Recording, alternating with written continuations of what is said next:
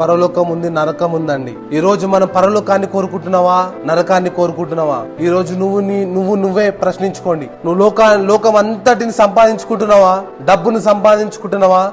బంగారాన్ని సంపాదించుకుంటున్నావా? దేన్ని సంపాదించుకుంటున్నావండి ఈ రోజు? లేదా లాజరు వలె ఉండగలుగుతున్నావా? దేవునికి దగ్గరగా ఉండగలుగుతున్నావా? లోకం అనే ఆశలను చంపుకోగలుగుతున్నావా? రెండు మార్గాలు ఉన్నాయండి, పరలోకం, నరకం. అగ్ని ఆరదు, పురుగు చావదు. దయచేసి ఈ రోజు దేవుడు మీతో మాట్లాడుతున్నాడు. ఇంకను మీరైతే లోకాన్ని సంపాదించుకున్నారా, ఈ రోజే మీరు వదిలేయండి. మనకు లోకం శాశ్వతం కాదండి, డబ్బు శాశ్వతం కాదు, బంగారం శాశ్వతం కాదు, లోకపరంగా మనకు శాశ్వతం కాదండి. పరలోకం శాశ్వతం.